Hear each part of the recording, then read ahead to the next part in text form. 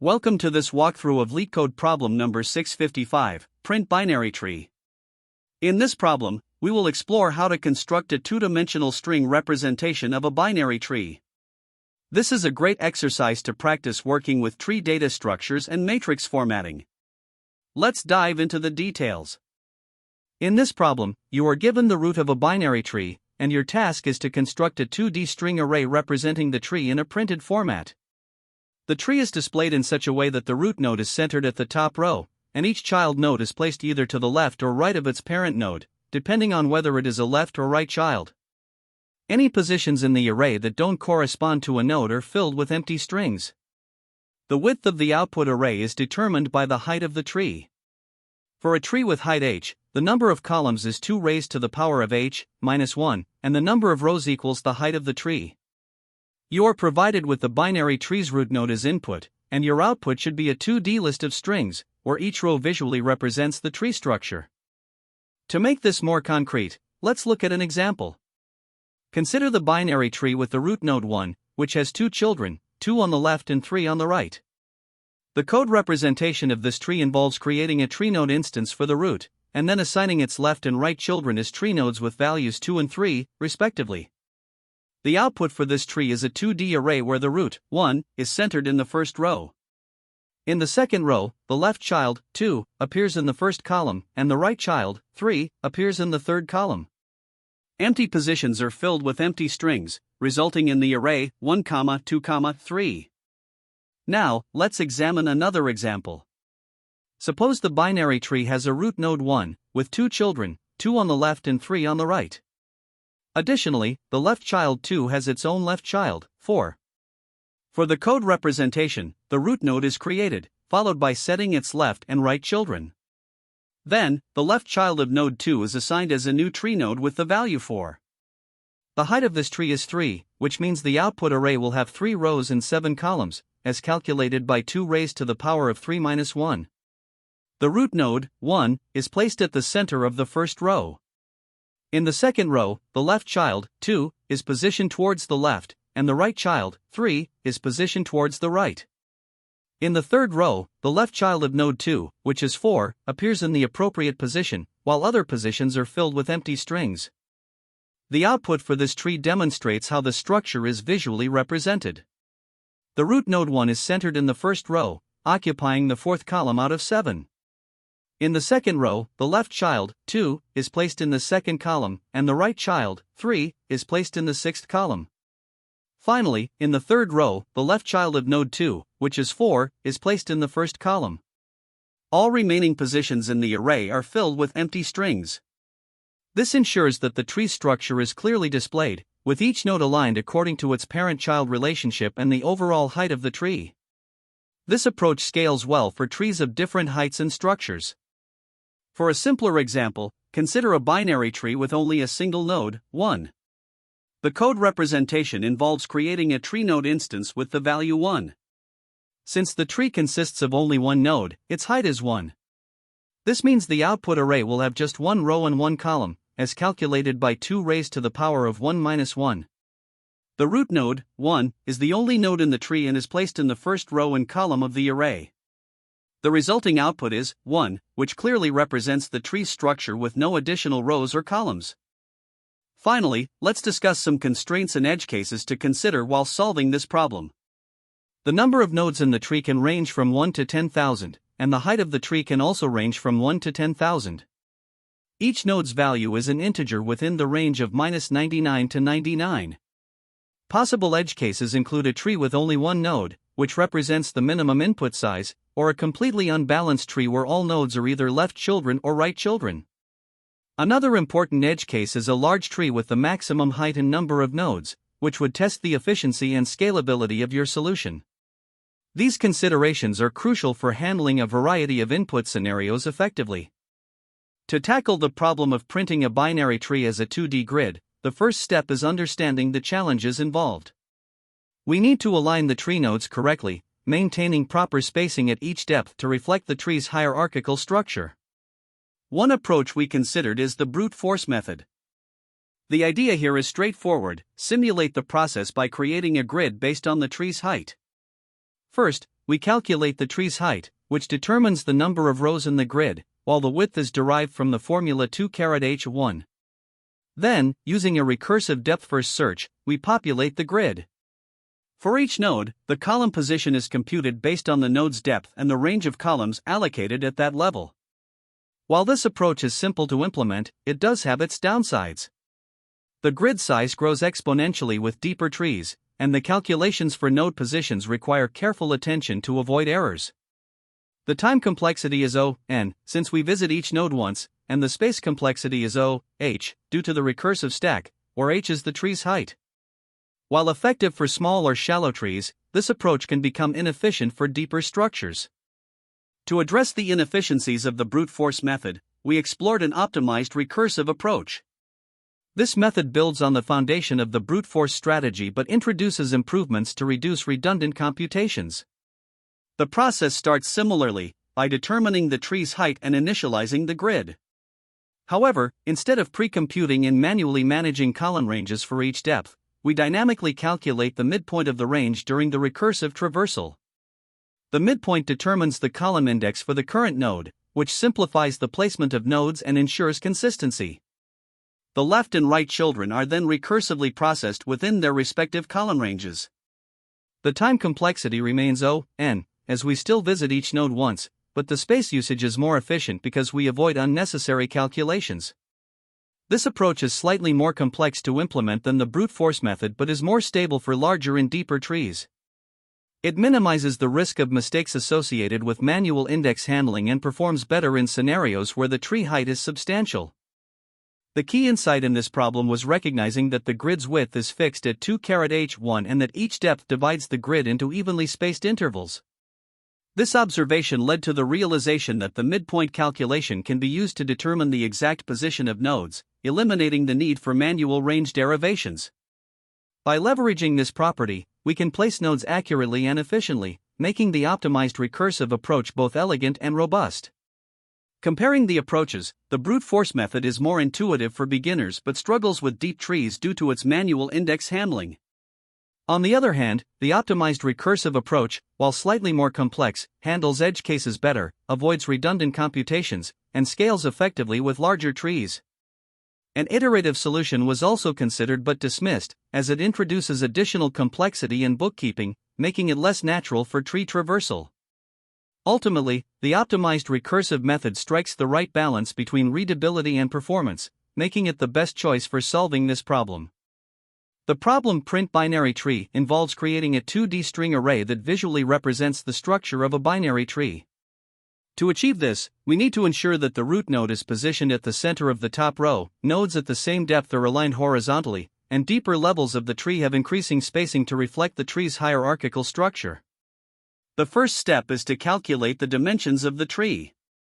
The height of the tree, which is the number of levels, determines the number of rows in the array. This can be found using a helper function that traverses the tree. Next, we calculate the width of the array, which is given by the formula 2 to the power of h1, where h is the tree height. This formula guarantees that even the widest level of the tree has enough columns to accommodate all nodes while maintaining their proper spacing. These dimensions form the foundation of the algorithm, ensuring that the tree can be accurately represented in a 2D grid. Once the dimensions are calculated, we initialize the 2D string array with the determined height and width, filling it with empty strings initially.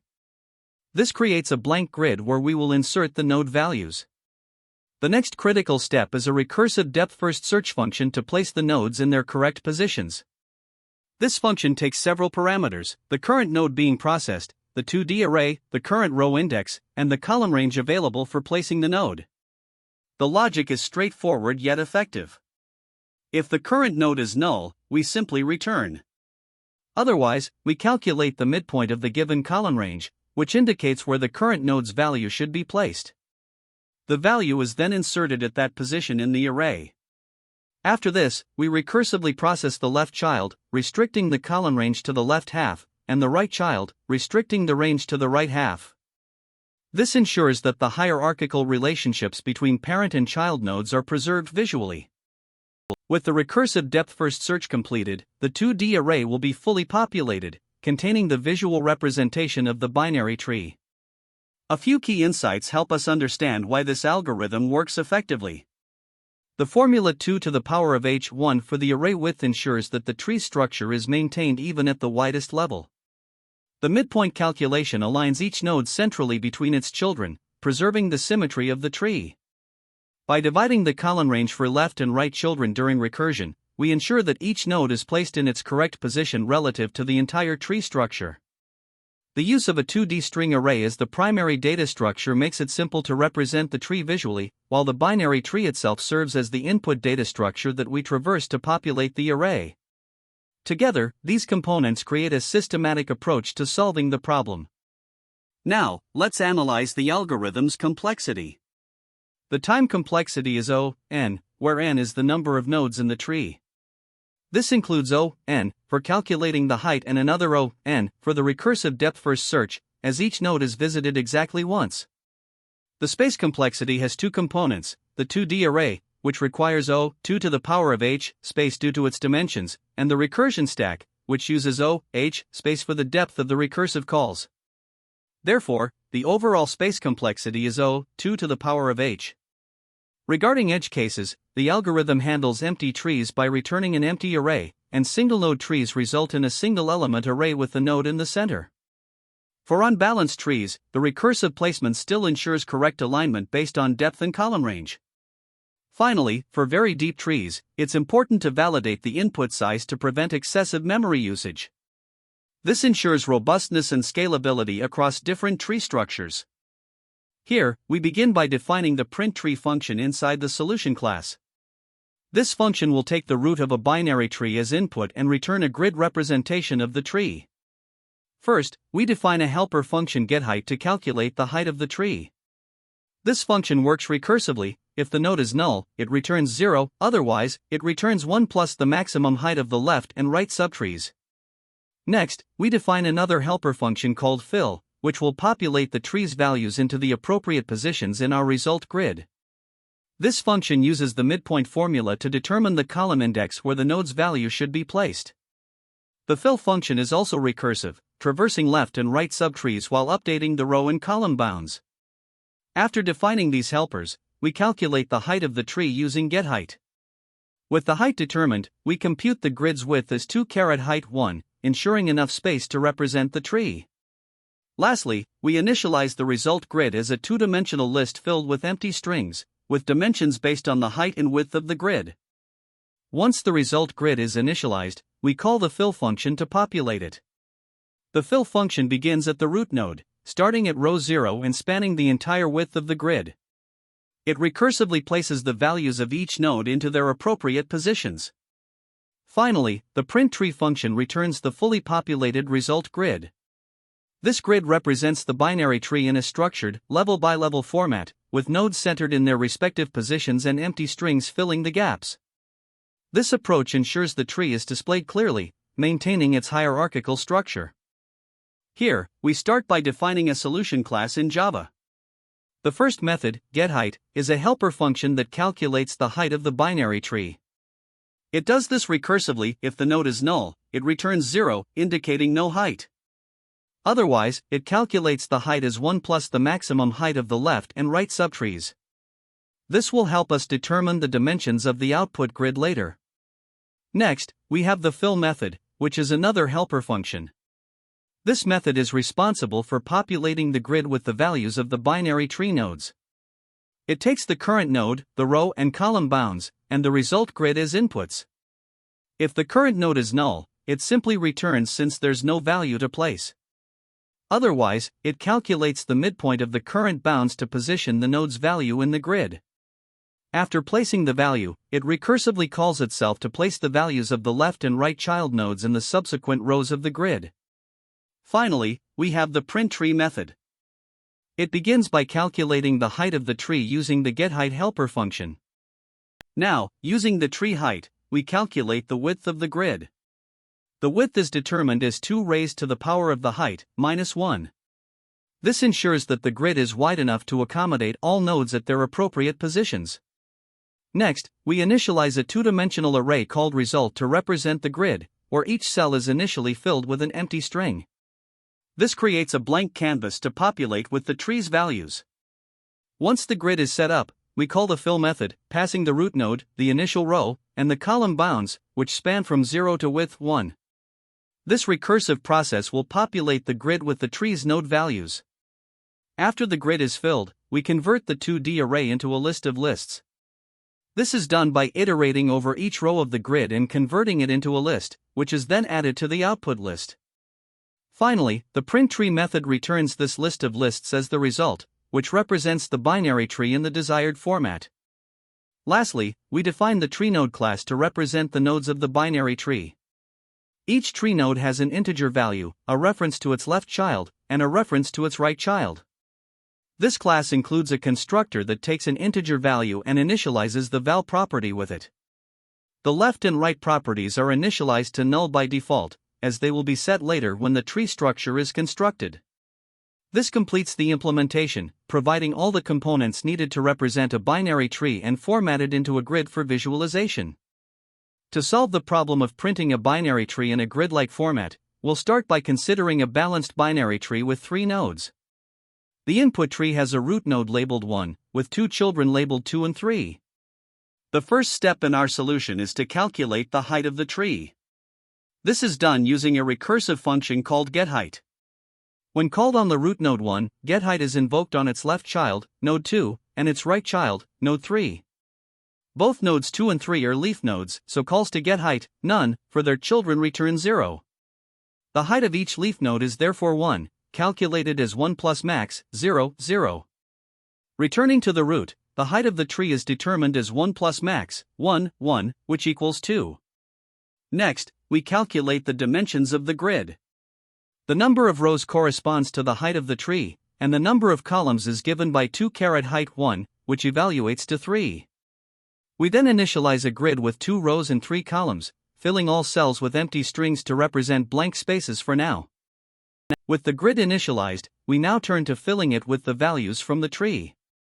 We use a recursive function called fill, which places each node in its correct position within the grid. Starting with the root node 1, we calculate its column index as the midpoint between the left and right bounds, 0 plus 2, // 2, which gives 1. We place the value 1 at result, 0, 1.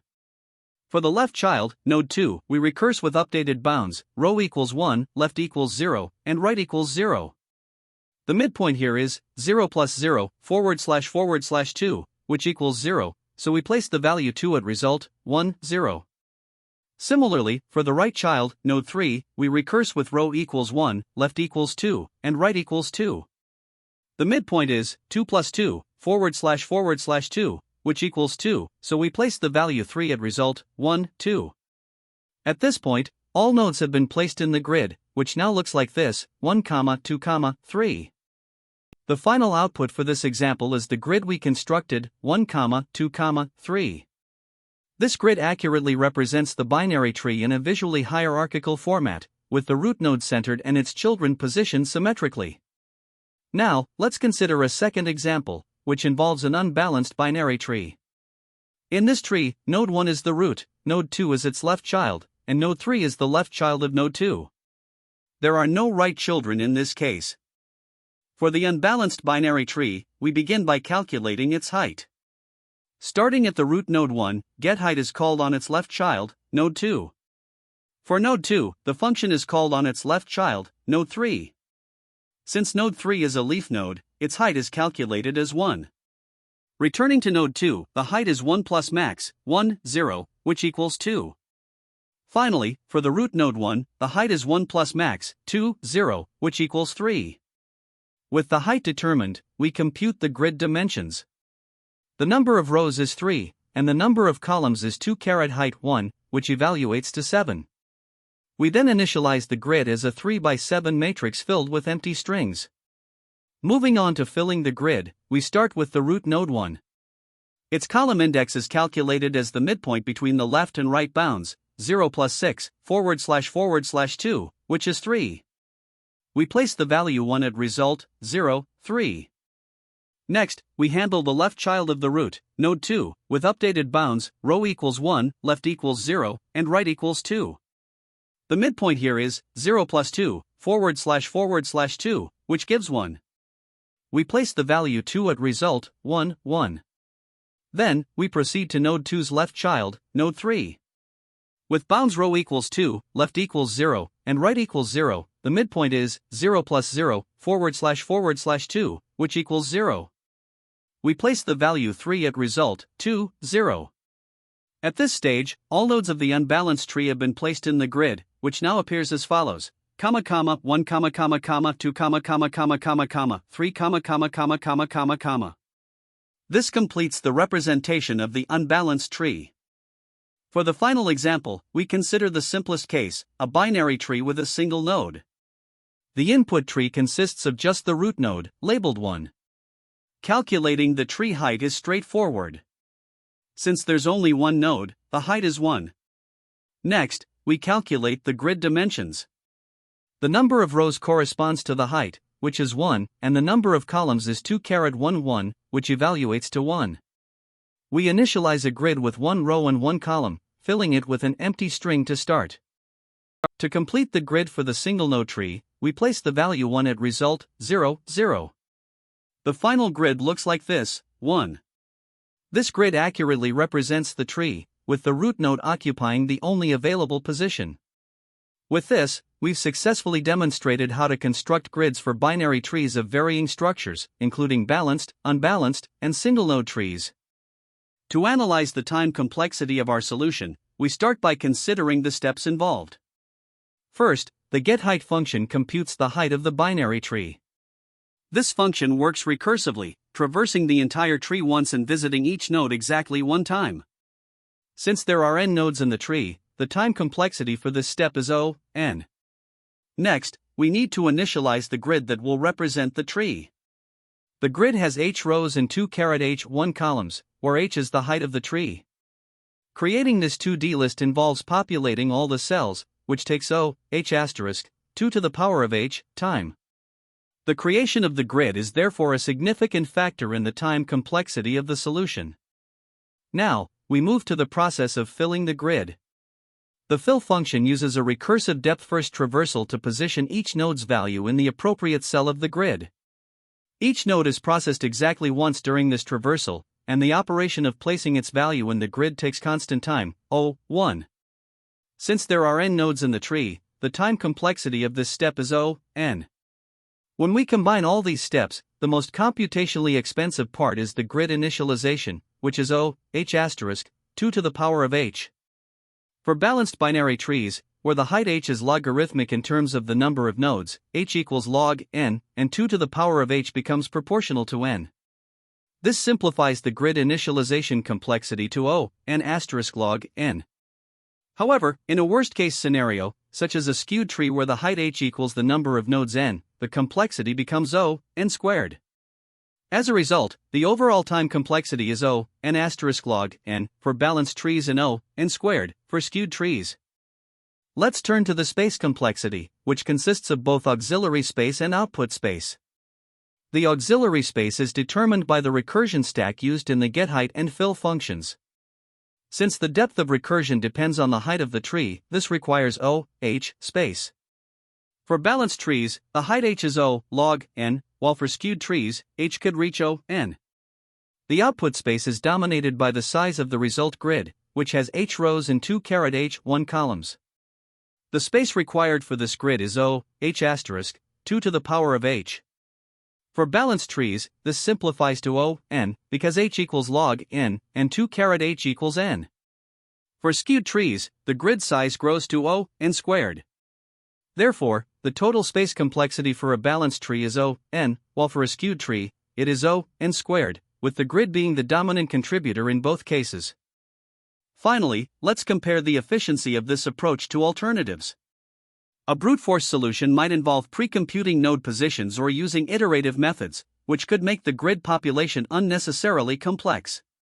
Our solution, however, optimally combines recursive traversal with direct grid computation, maintaining efficiency. In terms of tree shape, balanced trees allow for a more efficient solution, with time complexity O, n * log n, and space complexity O, n. These are practical for most real-world cases. On the other hand, skewed trees lead to a significant increase in complexity, with both time and space requirements reaching n squared. This limitation arises from the exponential growth of the grid's width as the tree height increases linearly. For balanced trees, the logarithmic relationship between height and node count ensures that time complexity remains reasonable, while in skewed trees, the linear height directly causes quadratic growth. This highlights the importance of considering tree structure when analyzing complexity. When solving the print binary tree problem, there are several common mistakes to watch out for. First, incorrect spacing between nodes is a frequent issue. Remember, the spacing doubles as you move down each level of the tree, so any miscalculation here can cause nodes to appear misaligned. Next, not handling null nodes properly can lead to an incomplete representation.